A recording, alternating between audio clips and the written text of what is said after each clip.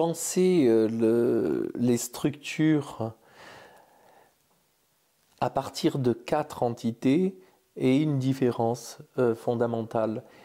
Penser la névrose, la psychose, les perversions, mais aussi les addictions, amène une vraie différence dans le cadre du repérage diagnostique, mais aussi par rapport à la prise en charge. Penser l'addiction comme transnosographique, c'est se dire qu'on peut être névrosé addict, pervers addict, psychotique addict. Dans le modèle que je propose, on n'est pas à soutenir cette idée-là parce que le repérage clinique, le travail qu'on peut observer au quotidien avec les patients addicts nous amène à repérer que même s'ils présentent certains modes de fonctionnement, certaines stratégies de gestion de l'angoisse, certaines stratégies de lien à l'autre ou de façon d'être au monde qui peuvent être similaires à ce qu'on peut retrouver chez les névrosés, il y a une vraie spécificité dans le lien du patient addict avec un autre humain.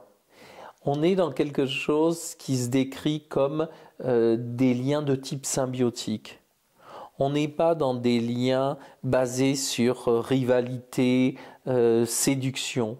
On est dans une recherche d'une intimité, d'une proximité presque peau à peau, d'une recherche d'une enveloppe sensorielle, corporelle, énergétique qui amène ces patients-là à sentir l'expérience de l'unité, l'expérience d'une solidité par cette proximité à l'autre. Ça, c'est une différence fondamentale avec le mode de fonctionnement névrotique. On n'est pas dans un fonctionnement pervers dans lequel il y aurait un souhait de prise de contrôle, de domination sur l'autre, une tentative de traiter l'autre comme un objet, parce que traiter l'autre comme un objet l'amènerait à se sentir comme protégé au niveau narcissique.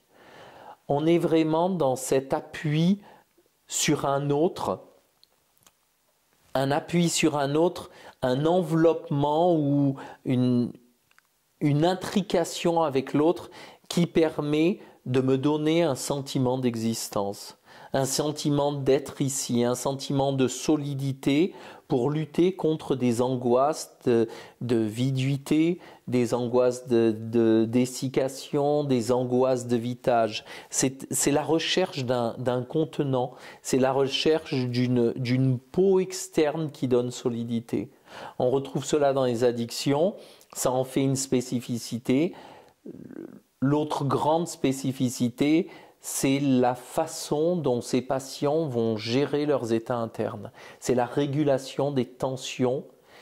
Comment les tensions externes sont régulées par ces patients? Elles sont régulées par un recours à un objet externe. Elles sont régulées par le recours à l'alcool, le recours à l'alimentation, le recours à des produits toxiques, le recours au jeu, le recours au sexe, le recours à des médias sociaux.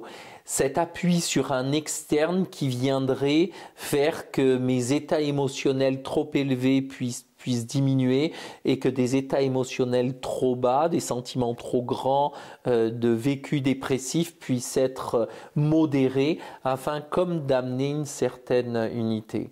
C'est ce qui a fait aussi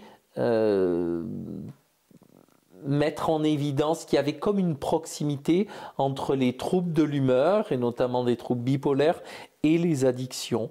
On voit qu'il y a une comorbidité au niveau de ces troubles, et cela peut être entendu par cette recherche de régulation des états internes.